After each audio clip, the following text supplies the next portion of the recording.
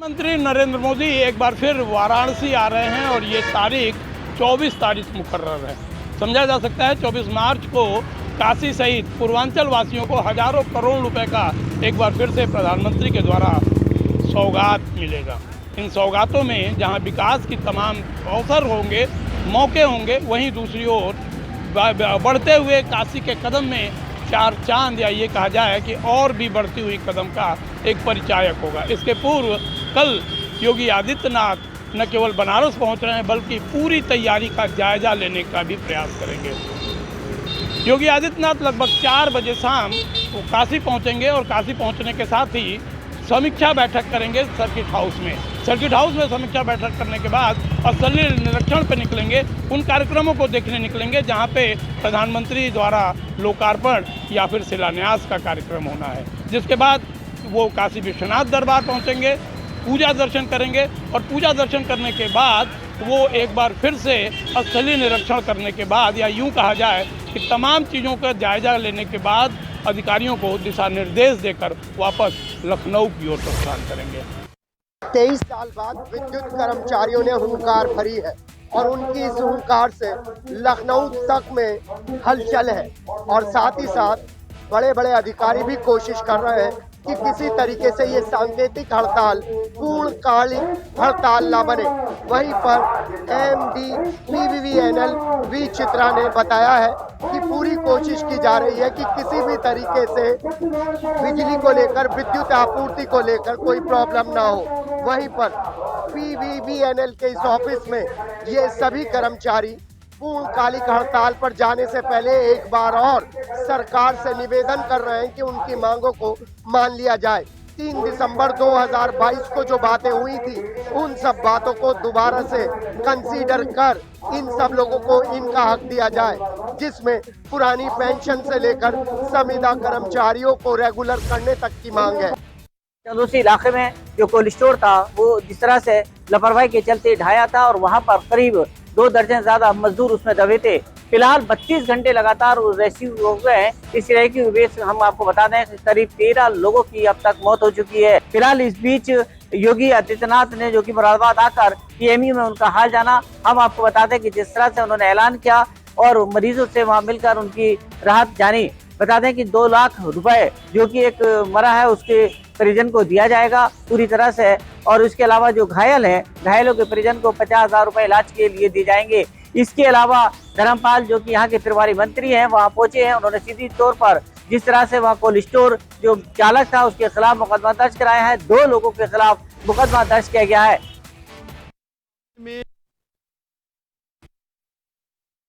चंदोसी इलाके में जो कोल्ड स्टोर था वो जिस तरह से लापरवाही के चलते ढाया था और वहां पर करीब 2 दर्जन ज्यादा मजदूर उसमें दबे थे।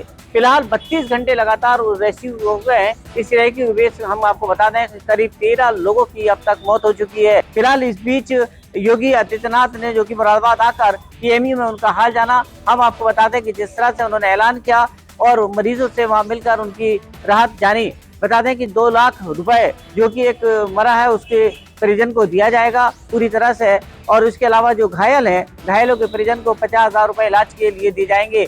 इसके अलावा धर्मपाल जो कि यहाँ के प्रभारी मंत्री हैं वहाँ पहुंचे हैं। उन्होंने सीधी तौर पर जिस तरह से वहाँ कोल्ड स्टोर जो चालक था उसके खिलाफ मुकदमा दर्ज कराया है। 2 लोगों के खिलाफ मुकदमा दर्ज किया गया है। शराब नीति मामले में मनीष सिसोदिया की मुश्किलें लगातार बढ़ती हुई नजर आ रही है। आज राउज एवेन्यू कोर्ट में ईडी ने मनीष सिसोदिया को फिर से पेश किया और राउज एवेन्यू कोर्ट ने 5 दिन की रिमांड बढ़ा दी है। हालांकि ईडी 7 दिन की और रिमांड मांग रही थी, लेकिन अब 22 मार्च को इस पूरे मामले में सुनवाई होगी। मनीष सिसोदिया की ओर से दलील दी गई कि पिछले 7 दिनों में करीब 11 घंटे ही पूछताछ हुई है और अलग अलग कमरों में बैठाकर जानबूझकर मनीष सिसोदिया को परेशान किया जा रहा है। इस मामले में ईडी ने अपना पक्ष रखा और ईडी ने कहा कि पूरी जो पूछताछ हो रही है वो सीसीटीवी की निगरानी में हो रही है। इसके अलावा ईडी ने ये भी कहा कि कई ऐसे ईमेल हैं जिनको कहीं ना कहीं डिलीट किया गया था इस पूरे प्रकरण में और उसको ईडी ने रिकवर किया है iCloud से। इसके साथ ही ये भी कहा गया कि अभी मनीष सिसोदिया से कई अहम सवाल पूछने हैं, इसके लिए रिमांड करीब 7 दिन की बढ़ाई जाए। हालांकि कोर्ट ने 5 दिन की ही अनुमति दी, यानी कि एक बार फिर 22 मार्च को राउज एवेन्यू कोर्ट में करीब 2 बजे के आसपास इस पूरे मामले की सुनवाई होगी। ऐसे में ईडी या सीबीआई की बात करें तो जिस तरीके से पूछताछ हो रही है, निश्चित रूप से मनीष सिसोदिया की मुश्किलें बढ़ती हुई नजर आ रही है। रामचरितमानस विवाद को लेकर स्वामी प्रसाद मौर्य की मुश्किलें लगातार बढ़ती जा रही हैं। कहीं ना कहीं सियासत भी गर्म होती हुई नजर आ रही है। आपको बता दें कि बीते 14 मार्च को मैनपुरी में पहुंचे समाजवादी पार्टी के महासचिव स्वामी प्रसाद मौर्य ने रामचरितमानस को लेकर एक बार फिर से विवादित बयान दे दिया। उन्होंने कहा कि यह वही ग्रंथ है जिसको लोग पढ़ना बंद कर चुके हैं, लेकिन सरकार अब सरकारी खर्चा कराकर पूरे देश में अब इसका पाठ कराना चाहती है, जो कि बिल्कुल गलत है। वहीं आपको बता दें कि मैनपुरी दीवानी के अधिवक्ता पवन मिश्रा की ओर से स्वामी प्रसाद मौर्य के खिलाफ मैनपुरी कोतवाली में एक तहरीर भी दी गई। उन्होंने कहा कि स्वामी प्रसाद मौर्य ने रामचरितमानस को लेकर जो बयान दिया है वह बेहद ही निंदनीय है। उनका कहना है कि रामचरितमानस हिंदुओं का पवित्र ग्रंथ है और उनके बयान के बाद कहीं ना कहीं हिंदुओं की भावनाएं जो हैं वो पूरी तरीके से आहत हुई हैं, जिसको लेकर उन्होंने मैनपुरी कोतवाली में एक तहरीर दी और उनके खिलाफ एफआईआर दर्ज करके कार्रवाई की मांग की है। उमेश पाल हत्याकांड के आरोपियों के लगातार कनेक्शन जेलों के साथ जुड़ते जा रहे हैं, जिसे देखते हुए अब जेलों में ताबड़तोड़ छापेमारी की जा रही है। प्रयागराज की नैनी जेल में भी अधिकारियों ने औचक छापेमारी की। दरअसल इसी नैनी जेल में अतीक अहमद का दूसरा बेटा अली अहमद तन्हाई बैरक में बंद है। अली अहमद की भी बैरक में अधिकारियों ने छानबीन की।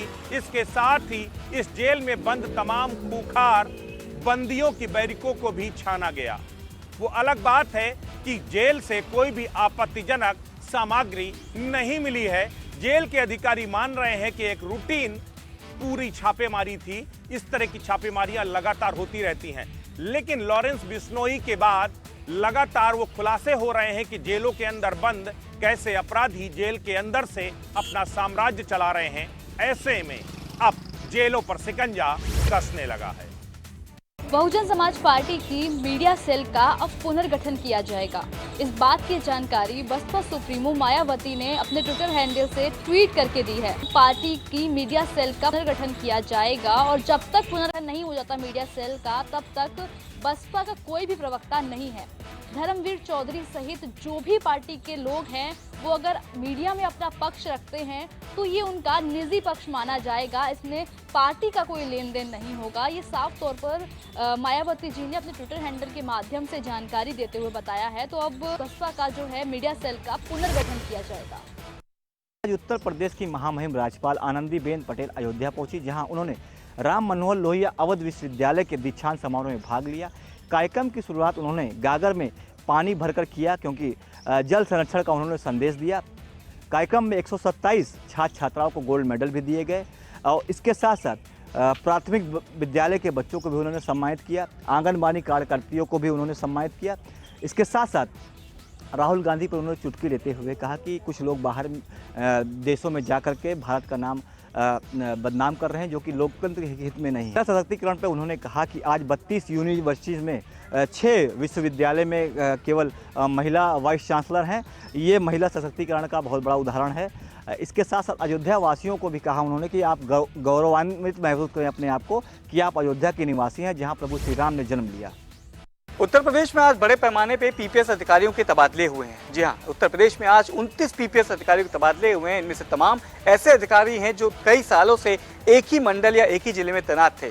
दिनेश पुरी, राजेश श्रीवास्तव, राजेश पांडे ऐसे अधिकारी हैं जिनके तबादले आज हुए हैं। आपको बता दें कि न्यूज़ ऑन इंडिया ने पहले ही प्राथमिकता से बताया था कि इसके साथ ही निकाय चुनाव के पहले तमाम जिलों के अधिकारी, मंडलायुक्त और साथ ही साथ तमाम आईपीएस और पीपीएस अधिकारियों के तबादले भी हो सकते हैं। उसके चलते ही आज देखा गया है कि एक बार उत्तर प्रदेश में फिर से तबादला एक्सप्रेस चली है और ये एक्सप्रेस तब चली है उन अधिकारियों पर चली है जो कई समय से इन तमाम जिलों, इन मंडलों में तैनात थे। माना जा रहा है कि आगे आने वाले समय में तमाम ऐसे आईएएस, आईपीएस, पीपीएस और तमाम ऐसे वरिष्ठ आईएएस के भी तबादले हो सकते हैं जो एक मंडल या एक जिले में कई सालों से तैनात हैं। सितारगंज ग्राम अकरौली में जो कि कैबिनेट मंत्री सौरभ बगुड़ा के कड़े प्रयासों के बाद लाभार्थियों के लिए एक मकान आवंटित वहां कराए थे, कॉलोनी टाइप वहां कटवाई गई थी। उप जिला अधिकारी तुषार सैनी द्वारा वहां पे तकरीबन 40 से 30 लाभार्थियों को मकान वहां आवंटित उनको वहां सौंपे गए, जिसका लोगों ने शुक्रिया अदा किया। उप जिला अधिकारी के कार्यालय पहुंच के लोगों ने कैबिनेट मंत्री सौरभ बगुड़ा का काफ़ी शुक्रिया अदा किया। एनआरसी से शुरू हुई मोहब्बत दोस्ती में बदली, फिर उसके बाद शादी में बदल चुकी है। जी हाँ, हम सुरा भास्कर और फहद की शादी की बात कर रहे हैं, जो देश भर में चर्चा का विषय बना है। सुरा भास्कर और फहद की शादी की बात करें तो बीते दिन रिसेप्शन दिया है, जिसमें देश भर के कई नेता मंत्री उसमें शामिल हुए थे। नेताओं की बात करें जिसमें अखिलेश यादव से लेकर राहुल गांधी से लेकर अरविंद केजरीवाल भी उसमें शामिल हुए थे। अब बरेली में 19 मार्च को दावते वलीमा होने जा रहा है। सुरा भास्कर और फहद की शादी देश भर में चर्चा का विषय बनी है। सुरा भास्कर के पति फहद बहेड़ी के निवासी हैं। बहेड़ी में प्राथमिक विद्यालय से पढ़ाई शुरू करके अलीगढ़ यूनिवर्सिटी तक पहुंचे। उसके बाद वहां से पढ़ाई पूरी करके वो दिल्ली पहुंचे, जिसके बाद उन्होंने मुंबई में जाकर वहां पे कई ऐसे धरने प्रदर्शनों में शामिल हुए जो चर्चा का विषय रहे। ये एनआरसी के विरोध में सुरा भास्कर के साथ धरना प्रदर्शन किया था, जिसमें जान पहचान हुई थी, जिसमें दोस्ती हुई, फिर उसके बाद 2 साल के बाद मोहब्बत में बदल गई। उसके बाद अब उन्होंने शादी कोर्ट मैरिज कर ली है। अब बरेली में 19 मार्च को उनका रिसेप्शन होने जा रहा है, दावते वलीमा। अब देखना होगा देश भर के कौन कौन अभिनेता, नेता या मंत्री और कौन कौन लोग उसमें हस्तियां शामिल होती हैं। श्रावस्ती जनपद के ददौरा के शहादत नगर गांव में चेचक ने दस्तक दी है। छोटे बच्चों से लेकर बुजुर्ग और जवान लोग ग्रसित नजर दिखाई दे रहे हैं। ग्रामीणों का साफ तौर से कहना है कि अभी तक गांव में कोई स्वास्थ्य विभाग की टीम नहीं पहुंची है। दिन प्रतिदिन वायरस बढ़ता जा रहा है, जिसके चलते लोग परेशान हो रहे हैं, लेकिन स्वास्थ्य विभाग के अधिकारी गांव तक अभी नहीं पहुंचे हैं। वहीं सीएचसी अधीक्षक मल्हीपुर का साफ तौर से कहना है कि जांच कराई जा रही है और जल्द से जल्द लोगों को उपचार बेहतर मिलेगा। आज हरदोई में भी योगी बाबा का बुलडोजर गरजते नजर आया है। एक अवैध ईंट भट्टे पर योगी का बुलडोजर गरजा है। डीएम मंगला प्रसाद सिंह के निर्देश पर टीम गठित कर प्रशासनिक अधिकारियों ने जाकर अवैध भट्टे पर बुलडोजर चलाया है। कहीं न कहीं योगी आदित्यनाथ का जो निर्देश है, अवैध जमीनों से लेकर अवैध रूप से जो संपत्ति अर्जित की गई है उनको बख्शा नहीं जाएगा और उन पर बुलडोजर जरूर चलेगा। आज आगरा के थाना सागंज स्थित राधे वाली गली में मासूम बेटी के साथ दुष्कर्म के आरोपी को आगरा पुलिस ने अपनी हिरासत में लिया है। करीब 4 दिन बीत जाने के बाद करीब 6 टीमें लगाकर आगरा पुलिस ने इस आरोपी को अपने हिरासत में लिया है। आपको बता दें कि लगातार स्थानीय लोग और परिजनों की मांग थी कि उस आरोपी को जल्द से जल्द गिरफ्तार किया जाए। वहीं आगरा पुलिस उस आरोपी को पकड़ने के लिए करीब 6 टीमें लगाकर प्रयास करने में जुटी थी। आज सुबह आगरा पुलिस ने उस आरोपी को अपनी हिरासत में लिया है और उसे जेल भेजने की तैयारी कर ली है। हाँ, हालांकि इस पूरे मामले को लेकर समाज सेवी सावित्री चाहन ने 2 दिन से लगातार प्रयास किया था और आज कलेक्ट्रेट में जबरदस्त प्रदर्शन किया। वहीं डीसीपी विकास कुमार का कहना है कि उस आरोपी को अपनी हिरासत में लिया है और आगे की कार्रवाई की जा रही है। आपको बता दें कि मोहनगंज थाना क्षेत्र के अंतर्गत 2 दिन पूर्व कंपोजिट विद्यालय के प्रधानाचार्य ने एक युवती के साथ रेप किया था। रेप के बाद प्रधानाचार्य फरार हो गया था। वहीं युवती के परिजनों ने पुलिस में सूचना दिया। सूचना के बाद पुलिस अलर्ट मोड पर आई। आज मुखबिर की सूचना पर पुलिस ने आरोपी अध्यापक को समरौता मोड़ के पास से गिरफ्तार कर लिया है। यूपी के बुलंदशहर में सनसनी वारदात को अंजाम दिया है, जहां 15 साल की नाबालिग लड़की के साथ गांव के ही लोगों ने रेप की घटना को अंजाम दिया। आरोप यह है कि अंधेरे के एक मकान में एक युवक ने पहरा देकर रेप की घटना को अंजाम दिया है। पुलिस ने मामला दर्ज कर आरोपी की तलाश की जा रही है। हालांकि पूरे मामले में एक लड़के पर आरोप लग रहा है कि एक खंडन मकान में पहरा देकर नाबालिग लड़की से वारदात को अंजाम दिया गया है। घटना के बाद में परिजनों में कोहराम सा मच गया है। पीड़ित युवती ने अपने परिवार वालों को पूरी घटना की जानकारी दी। हालांकि पूरे मामले में अरनिया थाना ने मामला दर्ज कर गहराई से जांच की जा रही है। आरोपी की तलाश की जा रही है।